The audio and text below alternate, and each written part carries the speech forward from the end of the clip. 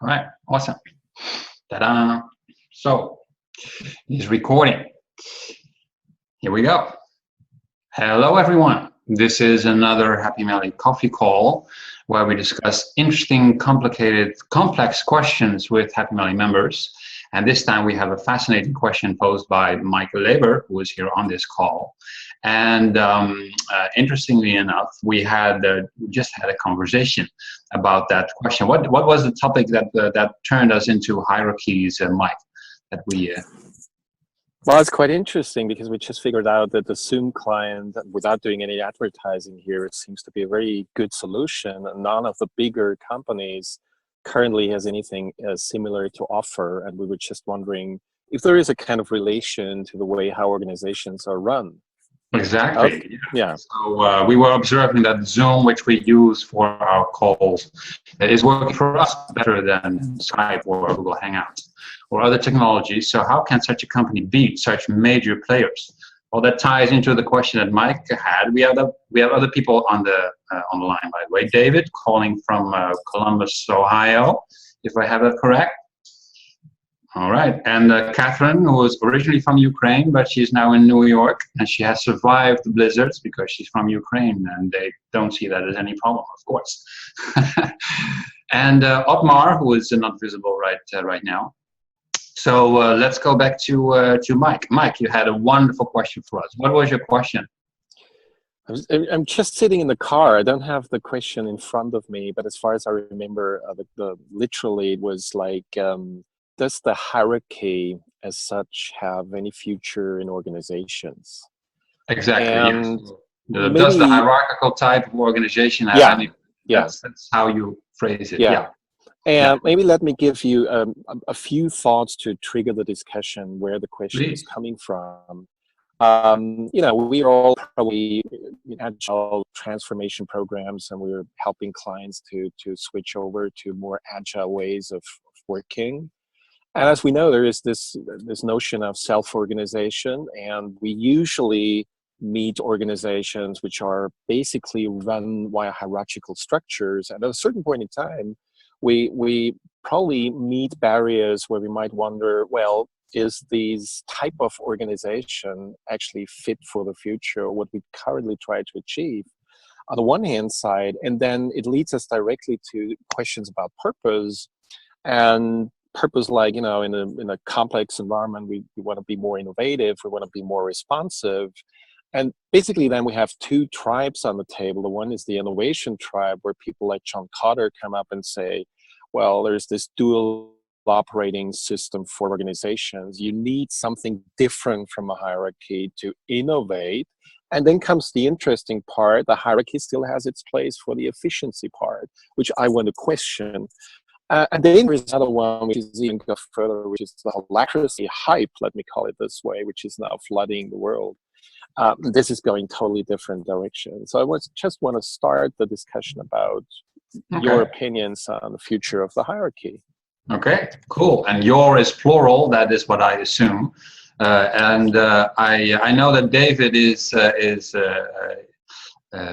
obliged to leave us very soon. So I'd like to give him the first chance to reply and give his opinion on this question. What's your opinion on this question, David? What are your thoughts before? Well, I was here to kind of also figure out, hear what other people were thinking and what to do with that information. I work in a very hierarchical organization at the moment, one that kind of threw out the rule book and did a reorg right before I joined the organization 2 years ago, and is struggling with the growing pains of we want the old rules back because we were comfortable with those and we'd had them for over 100 years, and yet we want to be agile. And they just actually had an employee survey that was done here, and the biggest negative on the employee survey was a gauge of how agile we were as a company. Which was a good statement, right? If the CEO kind of go, yeah, we think we're agile and you're telling us we're not, clearly we've done something wrong. And so that's, I guess, very real. as we're doing things, and particularly on when the IT side is trying to do things and be a little bit more agile, it's forcing the business side, which I'm on, to respond to that. And we're not doing that well in our hierarchies. So there's more and more meetings, more and more conversations that are happening laterally across different parts of the organization. And what we've done actually in the last year is collapse some of those hierarchies. So like groups that are like this are now coming together. So there's fewer people at the top, but I wouldn't say it's flatter, if that makes sense. But the people, because now they're in the same organization, are more willing to talk to one another than they might have been otherwise. So we're starting to see that kind of movement. I'm not sure where it's going to go. As people move in the organization, there's some attrition. We may see the organization take advantage of that and try to get people to communicate more. Again, I don't know. I'm not sure if it's informally, if it's that. The informal organization where, you know, your buddy by the water cooler or the person you have for lunch, and that's where the work's actually happening. Used to be, I remember, I'm old enough, I remember the smoking doors is where that used to all happen before. But if, you know, we're kind of trying to work through that more to get the organizational work done. And because that's more effort, I think that's the response we see in the customer, the employee survey, rather, saying we're not as agile as we think we are. I don't know if that makes sense. Yeah, that makes a lot of sense. I recognize a number of things from my own experience there. What about Catherine? What are your thoughts when you heard that question? Well, it's a very interesting question for me, and again, I really was here more to listen at that, because I have very confusing thoughts about it. Because from one side, I really love here, like, first of all, in our organization, we have a mixed type. So we have clear hierarchy. Still, we have teams built not in this hierarchy. And when we have anything to work on, we can group these teams and work together. And I can definitely go to my top management with my ideas. So I really feel and work with them as a team, if they have time for me, for sure. But I mean, we have free culture, but we have a quite strict hierarchy. So I would say maybe I like it. For me, it's hard to imagine how to live without hierarchy at all. I understand this might be something like an old thing which we will need to evolve and remove in all successful organizations at some point. But currently, at the moment, it's hard for me to do it, because like I, in my role, for example, want to know who can I rely on. I know what I need to ask. I don't want to go to, I have a project which I'm supervising. I want to go to a project manager and ask questions. I don't want to go to the team in general just because I don't have time to talk to them in general, right? But this is hierarchy. I'm here, I work only with project managers who are working with their teams. And this is hierarchy, and I enjoy working with teams, but in most cases, I don't have enough time. Okay, yeah. So for me, it would be nice if maybe, I mean, for me, it's not clear. So for me, I don't see how we can live without it. Although I believe we can, but I don't see it myself.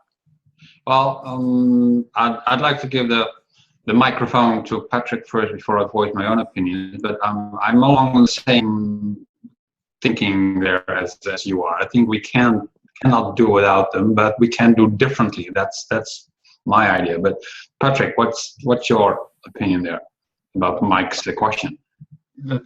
First, I recognize what David is saying. We've been going through too many reorganizations over the past 10 years, my company. And you see that every reorganization, they try to broaden the scope of every line manager, and that flatten the organization. And magically, they hope that the people will start to talk to each other, which is, without proper attention, is not going to happen. I work for you, Jürgen. I work for another company, Nokia, in this case, which is 100,000 people. And I think in a company of that size, you need to have, or at least that's the thinking for the moment still, no, you have to have some sort of a structure, some sort of hierarchy, let me put it like that. Because I can't imagine 100,000 people self-organizing in teams. That would give you a perspective of what Catherine was saying. Who is the responsible to go to, or who is the person, the contact person, the focus person to go to for so many different activities that either you need to break that down per country or per customer segment or per customer or in some way. And with that, there's a little bit of hierarchy which you will keep somehow. Right, an investment budget of 2 billion euros, or 3 or 4 or 5 billion euros a year, somebody has to take decisions. We're not talking about I want to add plugins, I want to spend 1,000 euros on the left or on the right. And I think there's some legal obligation even for keeping a little piece of hierarchy, at least in some countries. But the more I work with Happy Melly on one side and not on the other, this is clear for me that trying to get some of the practices, some of the philosophy, some of the thoughts that live in Happy Melly back into the other company is at least worth trying, because I think people will work more effectively and be more happy about it. Okay, yeah, I definitely agree there. What you said about the legal stuff and people not knowing where to go when there's 10,000 people. My own thoughts are that I think the hierarchies are simply badly constructed in organizations, and that is what we suffer from. But people suggesting that we should get rid of hierarchies are like throwing out the baby with the bathwater. The problem is not the hierarchy. The problem is how it was conceived and how it is constructed and forced upon people. Hierarchies are very natural phenomena in nature. Everything organizes itself in a hierarchical way, only usually bottom up and not top down. For example, there is an intrinsic need of human beings, if you look at it from a sociological and psychological perspective, to have one person to talk to, one person to see as an accountable person when you have delegated something to someone else. Some refer to it as the single ringable neck. That is a bad way of phrasing it, but that is a natural way of dealing with delegating something to someone else. It is very, very hard to delegate something to a team. It is a lovely concept, but this is very hard to implement for psychological and sociological reasons. And then there's the legal constraints. Indeed, sometimes the law simply enforces hierarchical thinking onto organizations. Combined with the abstractions that people need. Indeed, you don't know which person to go to. If there are 10,000 people, you want to go to the system administrators. That is a group of people when your computer isn't working anymore. You want to know who those people are, and then you want to have some point of access to that group of people. And my last thought was, what about reputation? Whether it is professional public speakers, actors, performers, whatever, some have achieved more than others, and this leads to a hierarchical nature of their social standing in the community. There are literally charts, top lists of the best, the most famous, the best paid, etc., because people want hierarchies. They want to look at things from top to down to bottom. That is an intrinsic human need to look at things that way. So No, I don't think we can do it without. That is the first step. But then, of course, how else? That will be a great question. How can we have hierarchies in a way that makes more sense? So I'd love to hear suggestions. Catherine, you're raising your hand. Yeah, actually, I wanted to tell that maybe it makes sense to actually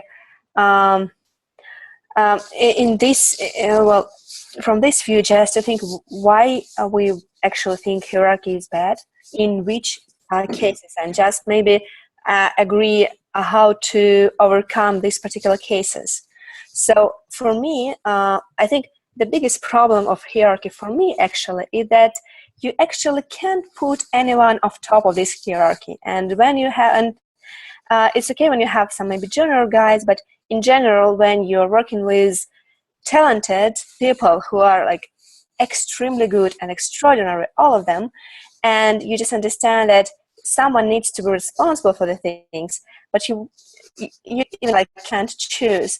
This is what this one problem I see. Yep. Like that you can offend other people by stating that this is their superior. Right. Yeah. Mike, you were the one who raised the question. What is the thinking behind, shall we get rid of hierarchy? What is the problem that you see in your work? Well, I pretty much liked what you already summarized altogether. And what you said before leads me directly to the question, of course, what are we talking about? So is it just the structure of a hierarchy, or is it actually aligned with the assumption of running something like a command and control system, or a tower of power, kind of differentiation, which you finally mentioned in terms of achievement, which is different from having a position. And then probably the positional approach, like, thinking about a hierarchy in terms of a structure, is something not helpful for anyone in such a system, because somebody mentioned before, decision making.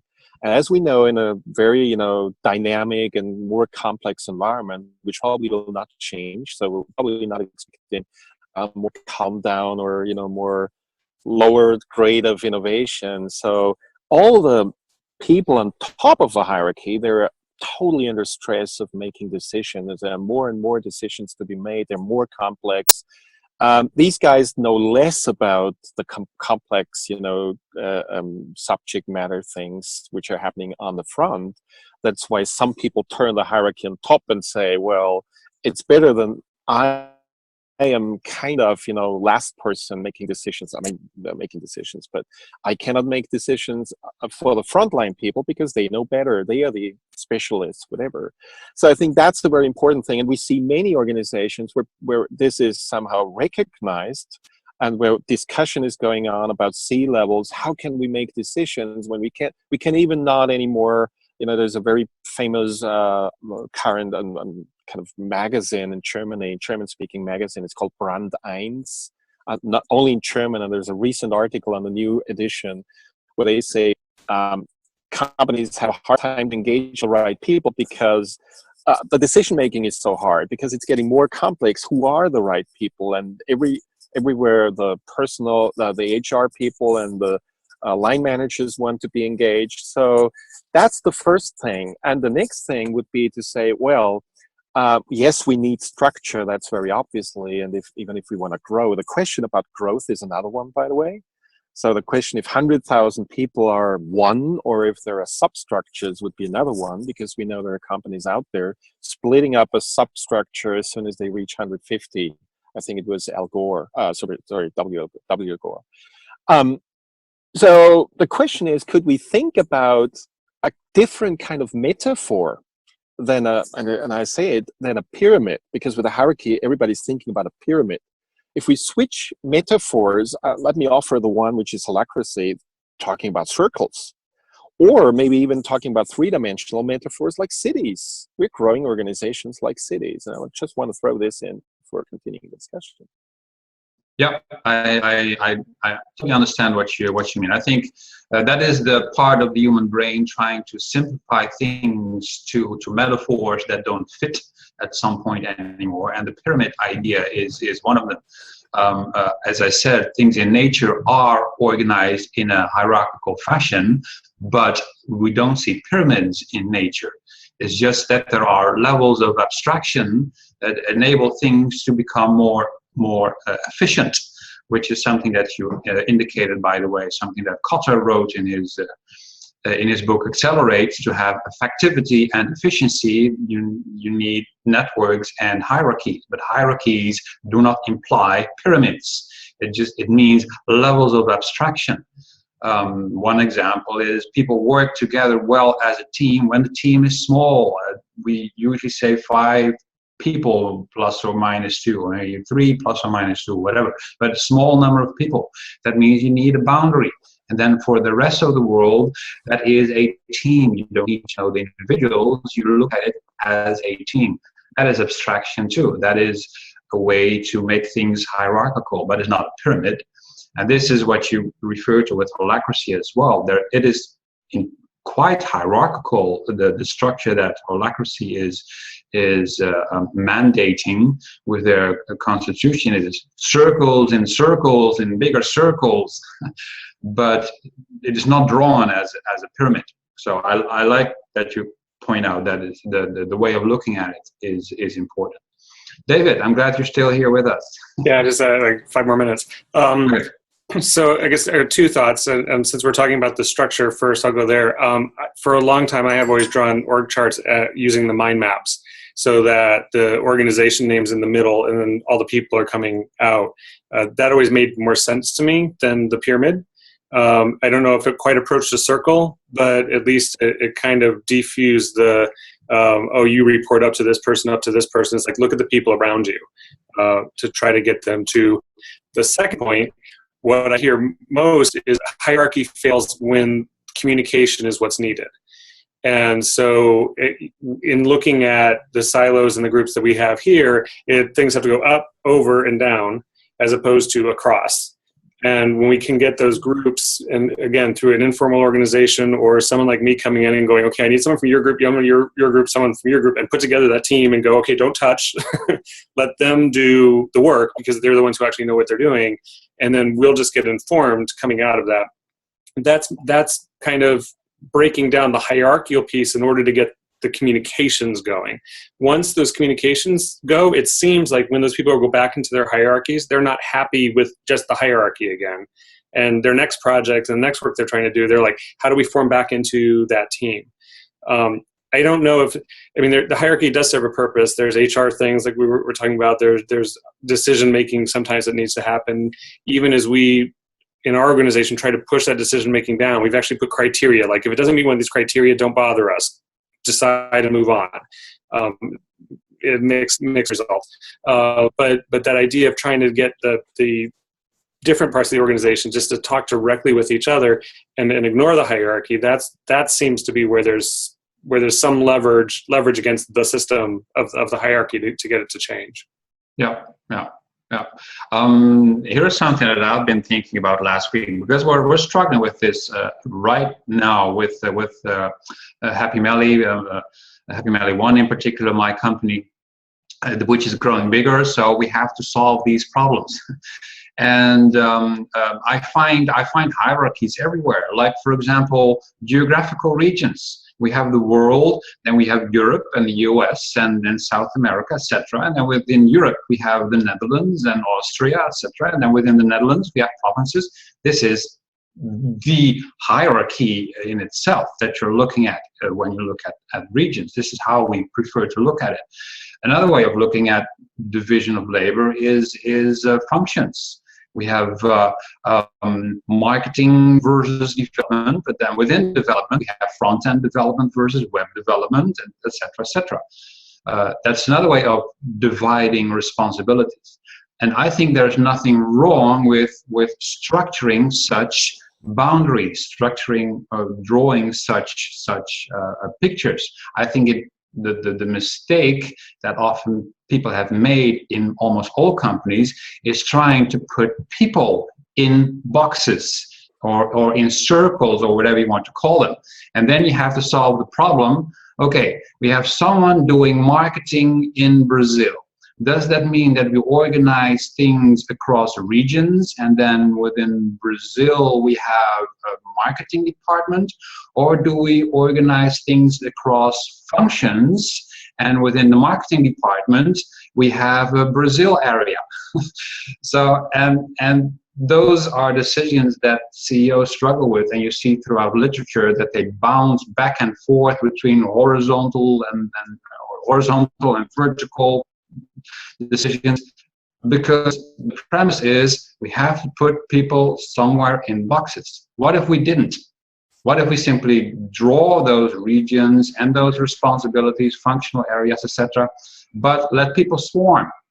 Let people swarm across those responsibilities so that we keep track of who is doing marketing in Brazil, but that person is not put there in a box exclusively. I think that is, bye David, that is an area where we need to, that we need to develop further. But that's as far as my thinking goes right now.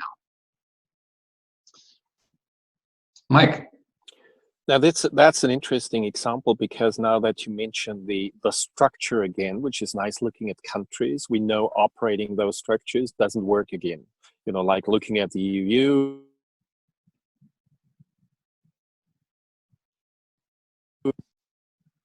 Am I still there? Yes, you are again. There was just a call coming in, so that's the next side effect with the iPhone. However, I probably can't configure this.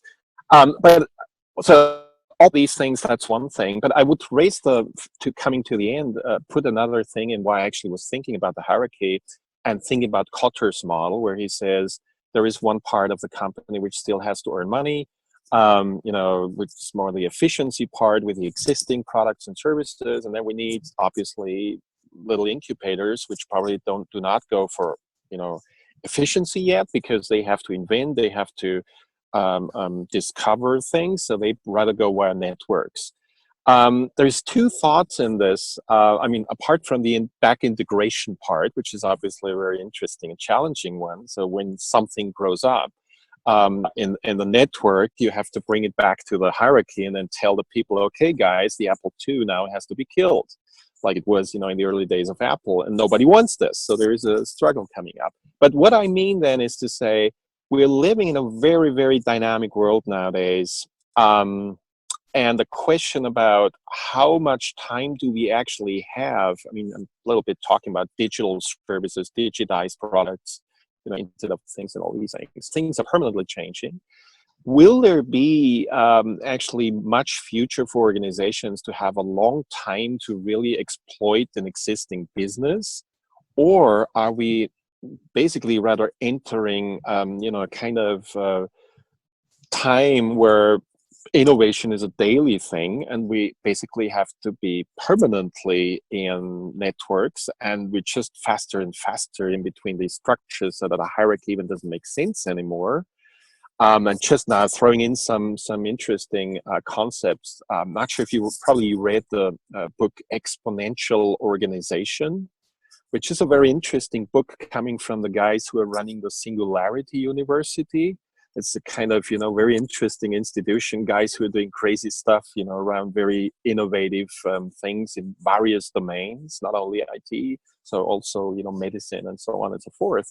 And they describe a structure which is totally different, because they say the future organization is supposed to be rather small, let's say about 100, 150 people at the core, while it's engaging with communities. So it's basically, you know, as an organization, an open thing, and leveraging many, many other factors which traditional organizations have even not available. So this would mean, and that brings me basically to my initial question, is there a future of the hierarchy, or are we just, you know, shifting towards a totally different time zone where things like startups doing are going into the right direction, except startups start thinking about the next hierarchy, because that's what they learned at business school, and say, oh yeah, now we're growing up to 1,000 people. What shall we do? We need one guy here, we need one line here, we need marketing and all these things. Just want to hear your thoughts. Yes. Exactly. Yeah. What's your thoughts about this? Those are fascinating points. This is one of my most favorite topics. So thank you, Mike. If you look at the meta level, at the economy itself, the global economy, we already have a network. Right? There's a huge complex system, and it is generating and destroying businesses in what we call creative destruction. And as Steve Denning has pointed out frequently on his blog on forums, this is going faster and faster. The lifetime of companies keeps shrinking. That makes sense from a complexity thinking perspective, because systems grow bigger when they need to become more efficient, and when the environment is stable, they have to become smaller with shorter life cycles when the environment is dynamic. This is like a law in nature. You can see it everywhere. So we can also apply that to business. Now, the question is, how do you define an organization? I think there's no problem with organizations having shorter and shorter life cycles. Why is that an issue? It just means that you create an organization for a specific business model. That business model has a lifetime. Those on average are getting shorter, but that's not an issue. Shareholders don't mind as long as they get a return on their investment, and then everyone moves on to the next business. That could be how you look at an organization. Our friend Vashka Duarte said, I want to help organizations die, just to increase that feedback cycle, because this is how we as an economy speed up learning, which is a good thing. If, on the other hand, you define organization at a higher level, you would like that entity to keep existing and adopt different business models one after the other, because they die so quickly, then the organization itself will basically have to mimic the wider economy, and it has to be a network in itself. And that means that it primarily should operate as a network, and then create and destroy those hierarchies wherever efficiency is needed, but only for perhaps a limited amount of time. So, and there I disagree with John Kotler in his book, because he said you have this network and you have this hierarchy and they basically work together. I think it is like this. You have this network underneath, and the hierarchies pop up and get destroyed all the time on that network, where the network should be like the operating system, and the hierarchies are the apps that get born and get destroyed all the time. It's a different way of looking at it. So I agree that you need both. I just think that the time scale of the hierarchy is shorter than that of the network, so you have to organize things differently. Or just be happy that the organization dies and everyone made money and you move on to the next project. That's also an option. What about Catherine? What are your thoughts? So, a lot of thoughts. I haven't accepted your idea of organizations die faster yet, at least. I need to adjust myself to it, but in general, I think, as always, our key to any question is usually in some kind of inflexibility. So we need to adjust. If hierarchy is working for organization in this, even pyramid is working for this organization, and everyone is happy in it, then let it be, right? If something is not working, we need to find what is not working. If this is because people do not communicate, you can do some meetings, like you can select people from different layers and do some projects so they mix up and have communication. If this is another problem, you need another solution. But it's more about hierarchy is a tool, and it needs to be used properly. This is what I think I heard here. Okay, well, that's a great summary. The hierarchy, the hierarchical concept is just a tool. We have to apply it where it makes sense, but we have been applying it pretty badly, I think, in the last couple of decades. It worked well after Taylorism, after the Second World War, where Taylor was a huge success. As some people point out, Frederick Taylor helped the Americans win the Second World War because of its efficiency of producing machines to to be flown to Europe, etc. So in that sense, that was an achievement. But the world is different now. It is we don't earn money by doing the same thing a million times. We have to shorten the life cycle of our projects. Patrick, you have been really silent. Have you been listening, or have you been out doing other things? I've been trying to follow all this, and okay, some last wise words from Patrick. So I'm not sure if these are wise words, but like 1.5 to 2 years ago, I started to read a lot about Panergy and continuous change models, and I think it fits a lot in this. I think companies need to go into a direction of being an ecosystem rather than being a part of an ecosystem. And in an ecosystem, you have components that move at different speeds. So companies need to learn how to be much more adaptive and more agile, more responsive. And that may come with a hierarchy, as long as in a hierarchy, the people know that when they have to take a decision on something, that there has been a team of mixed skills, of mixed focus, of experienced people, professionals that have done their homework. And I believe that in today's bigger companies, and maybe even in companies that grow fast, it's a matter of trust, because you are invisible. If you are employee number 99,941, you're invisible for number 2 in the company.